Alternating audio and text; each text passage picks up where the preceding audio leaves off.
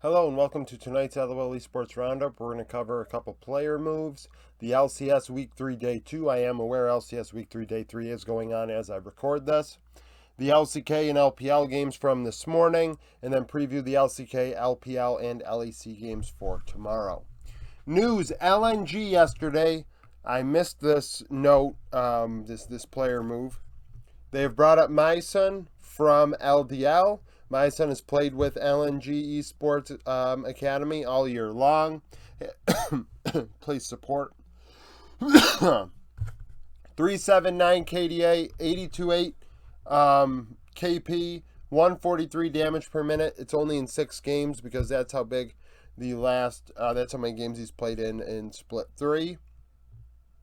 Hung is the starter, 408 KDA, 78 3 KP, 141 damage per minute, 6 champions, 23 games. So I do wonder if they did want to put a little bit of pressure on Hung, having another player there, maybe split scrims if things don't go LNG's way. LNG have lost a couple questionable matchups lately, so one has to wonder if they identified Hung as the possible problem. Looking at the roster, it does make sense that Hung would be the first one to look at.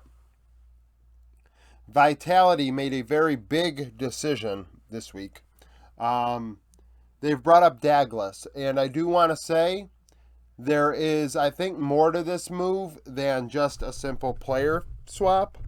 I believe that this is a decision that is for the long-term outlook for the team. I personally, Douglas is only 17 years old, and I have been a proponent of Douglas in my prospect videos for a little while now. I've made 3 or 4 prospect videos, and Douglas has been mentioned, I believe, more than once as a player that has a lot of potential, a player that, in my opinion, Astralis should have looked at this past offseason instead of 113, and other teams should have been looking at Douglas. I thought Douglas should have been in the LEC this year off the rip. Now, goes to Vitality. He still is doing well. Bo is struggling. Obviously, Bo has a lot of hype because he's good in solo queue and he won 10 games in the LPL. Now, communication may be an issue. Lack of shot calling with Vitality could be an issue because Bo's making calls going in. The team isn't following up, so the team isn't in agreement with the decisions. There are a lot of things going on with this. And I think by bringing up Douglas, they are giving him an opportunity to figure out what they want to do in 2024, whether it is go with Douglas, keep Bo, or neither. Douglas playing is much more important than self-made playing. There were rumors that they looked into Inspired, but I believe that is probably false. So Douglas has a 2.8 KDA, 6.2 CS per minute, 61.9 KP. This is pure carry-oriented jungle stats in the 10 games he's played in the LFL this split. I mean, over 6 CS per minute is one of the higher CS per minutes you're going to find. 61 KP, extremely low, 3 out of every 5 kills. 341 gold per minute, 253 damage per minute, 19.4 gold share, 14.1 damage share. You do know I do like my junglers to have more any player to have more damage than gold share. That's not possible for everybody, but I think the best of the best can do that. And on average, his splits are weird. So at 14 minutes, or 15 minutes, I forget which, he's on average down 55 gold, but up 12 CS. Riddle me that. 360 XP up, 6 champions, 10 games. Now, Bo, in 6 games with Vitality in summer, has a 1-1 KDA, 5.7 CS per minute, 70.6 KP. He farms a good amount. He's involved the right amount. Bo is a good player. However, I really do believe communication is a big problem with this team. He goes in, he dies a lot. It's been happening a long time. We were giving there were quite a few people that wanted to give him a lot of leash. Rightfully so to a certain extent, but the leash is now no more. 319 gold per minute, 344 damage per minute, so 18.5 gold share, 18.4 gold damage share. I like that more. On average, he was down 310 gold, up 4 CS in 160 XP, played a different champion every game. So we're going to see how this goes going into the final weekend for Vitality. Douglas may suck right away. It is possible. I am going to give him some grace. I give young players, especially a lot of grace. 17 years old is going to be the youngest player in the LEC off the rip. Will be 17, I think, until October. So this is going to be a very interesting weekend for Vitality. LCS recap: Energy, FlyQuest. FlyQuest win. They're 2-6. Energy 3-5. This was a Brion game. There were only 12 total kills in about 35-40 minutes. Vikla was MVP, 3-1-0, 34% of damage on a Tristana. Spica 105, Palafox 111, 37% damage on LeBlanc. Energy actually had quite an, well, not quite an advantage, but they had a slight advantage in kills pretty much the entire game until the final team fight around Drake, where somehow Vikla got a couple kills. FlyQuest win the Drake fight. They win, and they win the game off of it. 7-5 in kills. It was a real banger. Prince was okay. FBI, the early game team fights by Energy actually looked pretty good, but they couldn't string those together. Despite being able to get objectives, they still couldn't get what they needed to done. Very uninspiring game from everybody. TL Cloud9, TL win. They're 5-3. Cloud9 6-2 now. Harry 325, 25% of damage in mid. Core JJ was MVP on Renata, 3012. Eminez 202, 48% of damage on Zeri mid. Yes, that was the only thing that went well for C9 is they picked Vi for Blabber, and that does not work. Vi and Blabber are not a combination. That has to stop if they want to. That's just a card they do not have in their repertoire. Not at all. Summit had more impact than Fudge playing Ornn, which was interesting. You don't expect Summit on Ornn to be, doing more than Fudge was. Mid lane, though, I will say Eminez. Harry may have led in damage with 25%. That shows a pretty even split. Eminez gapped him in all other facets. But the bot lane 2v2 was the difference. Yeon and Core JJ did get after Berserker and Sven and open up a lead in the laning phase that would then carry to the mid game, and TL would take over after that. The Renata coming through in team fights in a big way. Dignitas TSM. Dignitas win. They're 4-4. TSM 3-5. Jensen was my MVP on Azir. Tomo 618, 37% of damage on Kesa. Santorin 608 on Poppy. Ruby 232, 31% of damage on Syndra. Ruby playing much better in his second game with TSM.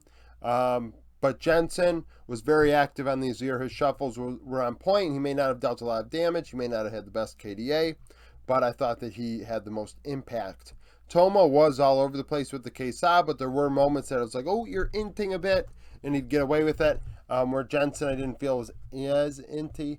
I think you could go either way for MVP. Santorin obviously playing a Poppy just doesn't die. We saw that a couple times yesterday. A Poppy really coming through and being very important to teams as a meatball. Two similar teams in the standings. I thought Rich did really well in a key mid-game fight that started the snowball for Dignitas. I did debate on making him MVP for that and that alone, but his KP was low in the game, so I decided against it. EG Immortals. EG win. They're 7-1. Immortals 2-6 as Jojo Pune was MVP on a Silas. Revenge 339, 29% of damage on Renekton. That's back-to-back games on Renekton where he was MVP and then he led in damage. Isla 2015 on Rakan. Solo 122, 33% of damage on an Ornn. If you are not new to the channel, you know that if a tank, I think anybody knows, if a tank top laner leads your team in damage, that's bad. That's bad. It's also pretty weird when you have Ornn for solo and then Annie for Balulu. And Balulu is your best player. He should be on a carry. Kenvi did have some nice moments in this one. I will say that between the two supports, but in the end it wasn't enough. Tactical was gapped. Treats is Fleshy should still be in there. I'm just going to say that. As far as EG's concerned, JoJo did get all the kills in the early game, which then he was able to carry on the Silas after. So he did the most with what he got, which was, a big deal. I thought Revenge did a really good job setting up those plays in the early game alongside Armeo, but JoJo Pune took the baton and ran with it. Golden Guardians, 100 Thieves. Golden Guardians 5-3, 100 Thieves 3-5. Licorice was MVP on a Rumble, 636, 31% of damage. Stixay 613 at 80 carry. Quid 335, 40% of damage on Azir. So Quid is starting to come through, which is good for 100 Thieves. As he gets more used to the team and more comfortable, he will get better. But Golden Guardians were just better in mid to late game team fights. Licorice laying down the damage on Rumble. Gory looking very good on Yone at times, which honestly 100 Thieves really had no answer for. Quid did have one good play into the Yone at one point, but otherwise I thought that Gory was a menace at times. Doublelift hit some pop-off moments once more. Couldn't get it done, though. Didn't end up dealing a lot of damage. I mean, 40% for Quid would indicate that Doublelift really didn't deal much damage at all. Closer did have some very nice smites. Lost one, key one, though, in the late game to River, but River's not getting MVP for that Baron steal because he lost so many 50-50s that there's no way in hell I'm going to give that up. So that's a thing. I did debate making Licorice MVP for one moment because somebody did solo kill him, but, he was a difference maker in the end. LCK, Nongshim KT. KT win. They're 7-1. Nongshim 1-6. 2-0. Aiming was MVP. High KP in this one for him. That's why he got it. I mean, the highest KP on the team by quite a bit in game one, which was surprising, despite being on a KSA, which means he can get around. More than the jungler, more than the support, more than BDD, who went 8-4, 22, 30% of damage. Keen, 7-0, 18 in top lane, going deathless. Jiwoo, 3-6-8, 28% of damage in the loss. He had one good play on Varus, otherwise Jiwoo was kind of irrelevant.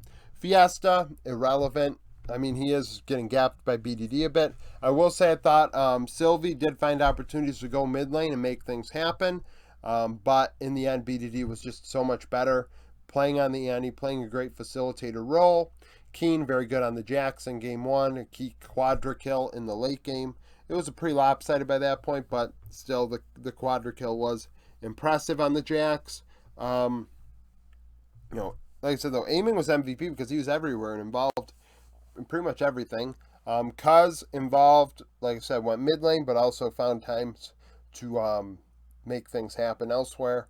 Nongshim were expected to lose to this one, so it's not a big shock. Predictions, I'm 136-58 right now. Without the LCS games that are going on right now. T1, D+, T1 win, 2-0. I thought that the D+ actually would win this one, so T1 are 5-2, D+, 4-4. Faker, 7-6-15, 26% of damage. Owner, 14-2-16. Guma was MVP for me. Deft, 4-8-10, 33% of damage for D+. So why was Guma MVP? Hard to riddle that one, if I'm being honest. I thought that Owner in Game 2 on the Viego was cracked, 12 kills. But Guma was impactful. And then I look at Game 1, I thought Guma was much more important to the team's success on Samira than Owner was on the Viego in Game 1. So Guma gets it. Faker had some moments that kind of made you kind of cringe a bit when it came to making some mistakes, getting caught out. I thought Canyon was very active alongside Showmaker. They did go back and forth with mid lane ganks, Canyon and Owner. Kana was better than Zeus in Game 1. I think he solo killed him twice. Game 2, not quite as good for Kana, but he did win Game 1 by quite a bit. So that eliminated Zeus out of my thoughts. Keria, Keria did his job. Did he have a pop-off moment that made me say that's the best player in the world? No. But did he do his job? Yes. D+ simply did not, really. Canyon had some decent plays. Kana, a couple solo kills. But the bot lane, Deft and Kellen, Deft went 4-8-10. Can't win that way. As D+ are kind of falling off the rails here, makes you wonder, if, what are they going to do for 2024? how many of their prospects do they bring up? I imagine they keep Canyon Showmaker, and then they say to themselves, what we want to do elsewhere. And Thanatos and Rahel, honestly, I think should be brought up. But that's for another day. LPL, Rare Atom, Anyone's Legend. Both are 4-7 now as Anyone's Legend won 2-0. ZDZ was MVP, going 3, 5, and 19, 27% of damage. Zhao Hao, 6-0-21 in the jungle. Asum 10-4-6, 42% of damage for Rare Atom. He looked very good today, despite on the losing side of things. He got after iBoy a few times. iBoy really having no answer for him. Otherwise, I mean, iBoy was cleaning up kills in team fights where he didn't deal a lot of damage. ZDZ doing a lot of that. Harder in game 1 on the Azir actually turned it around. Rare Atom through this series, they had a big lead in game 1 that they tossed away as Harder's Azir. Found some key shuffles and really carried some late game team fights that iBoy got kills for. So, he gets the credit and etc. But I thought Harder was... Actually, honestly, this might have been Harder's best series he's played as an LPL player. More often than not, I kind of look at Harder as not better than PinZ, but today he played pretty well. ZDZ was MVP, though, because he was impactful on the Ornn in Game 1, found opportunities to make plays, and in Game 2, he found opportunities to facilitate. He was a great facilitator and somehow led the team in damage, despite only having 3 kills. So a lot of people, without looking deep into the stats, probably say, well, he played glorified support. And it's like, no, he played a weak carry role. Zhao Hao and ZDZ have been the most consistent players for Anyone's Legend, and you could say to yourself, yeah, well, those 2 players are the 2 players that were on there in spring and have been alongside each other for a little while now. Fair. That's a fair way to look at it, but I think that as the team is getting better right now, or at least winning games against similarly meh teams, those 2 players are coming out and showing up. I will not, get excited and weird about it, like they're saying ooh, they're on a winning streak, they're really proving it. Yeah, look at their schedule.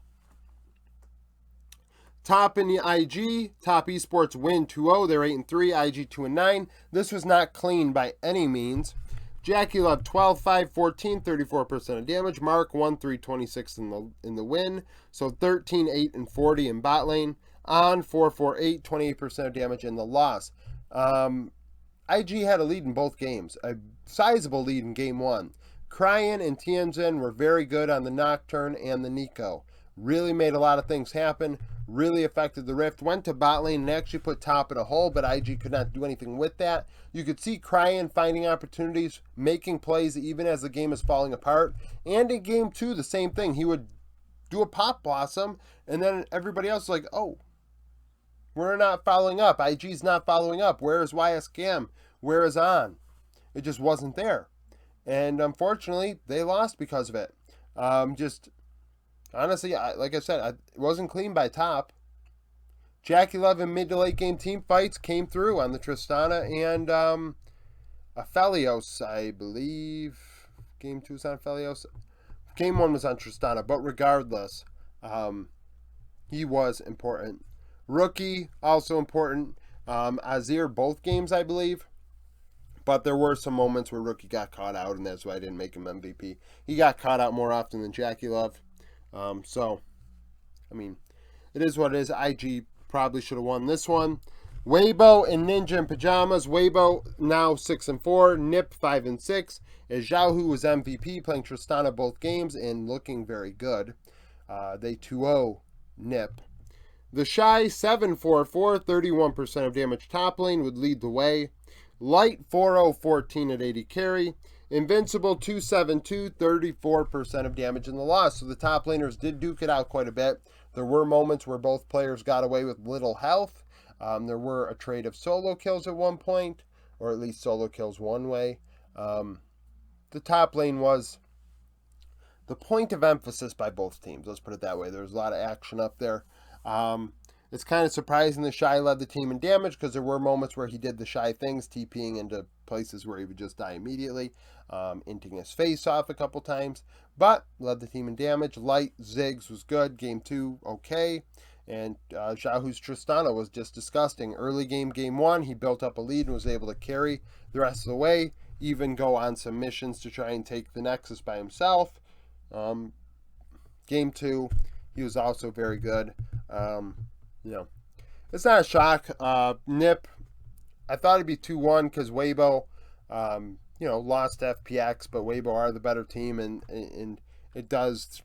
I mean, they were going to lose to one of these teams, Rare Atom, FPX, Nip. It was definitely going to be one of them. Weibo are not consistent enough to be able to beat 3 meh teams in a row. And by losing to FPX, they return to form against Nip. That's just kind of how it is. So that's it for the roundup for today. Now on to the sneak peek for tomorrow. Okay, so sneak peek. LPL. Thunder Talk, RNG. Thunder Talk are 2-8, coming off of a loss to Rare Atom. RNG 14th in the power rankings, 5-5, coming off of a loss to Anyone's Legend. Last time these two teams played were in spring playoffs. RNG won 3-1. Top jungle matchup is the only thing that remains the same. Breathe and Way went 24, 23, and 35 in the win, 887 DPM, 43% of the share. Hoya Beshwan went 19, 25, 31 for 699 DPM and 39% of the share. So pretty similar impact, both 2/5, which is fair. It's 2/5 of the team. But RNG was slightly more damage, but not overly, like the KDAs are not, super lopsided, right? After that, we have Ultra Prime JDG, Ultra Prime 4-6, coming off of a loss to EDG. JDG first in the power rankings, 9-1, coming off of a win against NIP. Last time these two teams played, JDG won 2-0. 9 of the 10 players are the same. So we highlighted top lane. 369 went 5-0-11, 22% of damage in the win. Harry 0-4-1, 26% of damage in the loss. He led up in damage in that one. Lastly, the only matchup on the board outside of the last LEC matchup where we have 2 top 25 teams. Team We, EDG. Team We are 13th in the power ranking, 6-4. EDG 16th at 5-5. Last time Team We played, they lost to LNG and EDG beat Ultra Prime. When these teams played in spring, EDG won 2-0.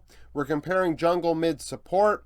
JJ Fofo Mako went 16, 10, and 40 for 885 DPM, 39% of the damage. Hang, Shanks, and Iwandi went 9, 16, 34 for 919 DPM, so very small advantage there, but 55% of the damage. So the difference was the top 80 carry the last time these two teams played. That's where, EDG were able to find quite a big diffy. LCK, this is the matchup of the week, Saturday Showdown. They've been advertising it all week in the LCK. What marketing person thought that would be a good idea to make this one even over this one? I know you only have 2 series on Saturday, but really, even at the beginning of the week, this one's better than this one. Honestly, it was worse beginning of the week than it is now. So, Bro and DRX. Bro are 1-6 coming off of a loss to Gen G. DRX are 2-5 coming off of a win against Sandbox. Last time these two teams played, DRX won 2-1. They swapped out both junglers and 80 carries at the time for DRX. So we're comparing top mid support. So Rascal, Fate, Barrel went 28, 23, and 63 for 1,507 DPM, 60% of the share. Morgan, Karis, Effort went 20, 26, and 50, 1,215 DPM, so about 300 DPM difference, 53%. So it was pretty close because they had 300 less DPM, but 7% less share. KDAs, slightly DRX favored, but not by much. Live Sandbox, KDF. Live Sandbox 2-5, coming off of a loss to DRX. KDF 22nd in the power rankings, 3-4, coming off of a loss to KT. Last time these two teams played, KDF won 2-1. We're comparing top jungle mid here. Doodoo Young J Bulldog went 26, 14, 46 in the win. 1,438 DPM, 68% of damage. Birdall, Willer, Closer went 25, 20, and 36, so died a little bit more, but were positive. 1,372 DPM and 64% of the share, so very close. Very, very close. The DPM is only, 66 difference? So, I mean, shoot, that's barely anything. 4% difference in share. You know, those three were just, I mean, frankly, it was close all around the last time these two teams played. LEC, Astralis, SK, both are 2-4. Astralis coming off of a loss to G2. SK coming off a win against Koi. Last time they played, SK won. Marcoon went 13-0-4 on Lee Sin, 24% of damage. 1-1-3 went 2-4-4, 22% of damage in the loss. Vitality and Koi. Vitality 1-5, coming off of a loss to Fnatic. Koi 2-4, coming off of a loss to SK. Last time they played, Vitality won. Photon Perks upset and went 12-1-18 for 1,442 DPM, 76% of the damage. Sisgenda, Larson, and Comp went 0-8-1, 810 DPM, and 71% of damage, so slightly less share, but significantly less DPM, 630 Diffie there. So the carry rolls were much more impactful for Vitality last time. XL G2, XL 3-3, coming off of a win against Mad. G2 12th in the power rankings, 5-1, coming off of a win against Astralis. Broken Blade, Hansama, Mickey X went 15-8-25 the last time these two teams played, which G2 did win. They had 1,644 DPM, 60% of damage. Otawamne, Patrick, and Limit went 9-13-10 for 1,307 DPM, 65% of the share. So the trio were more important to XL, but didn't deal nearly as much damage, a 340 difference there. Fnatic, BDS. Fnatic 17th in the power rankings, 5-1, coming off of a win against Vitality. BDS 2-4, coming off of a loss to Heretics. Last time these two teams played, BDS would win. Adam, Sheo, and Nuck went 9-4-28 for 1,022 DPM, 56% of damage. Otawamne, Razork, Humanoid went Oscarinin. I mixed them. Oscarinin, Razork, Humanoid 5-16-12, 1,183 DPM. So more DPM out of those three, but 71% of the share. The bot lane were the difference makers the last time these two teams played, and now Fnatic have a brand new bot lane. Lastly, Mad Lions, Heretics. Mad Lions 19th in the power rankings, 4-2, coming off of a loss to XL. Heretics 21st at 4-2, coming off of a win against BDS. Last time these two teams played, Mad Lions won. Chasey, Elyoya, and Hillisang went 3-12-32. This was a tiebreaker game. 3-12-32. That's pretty bad, right? 1,159 DPM, 37% of damage.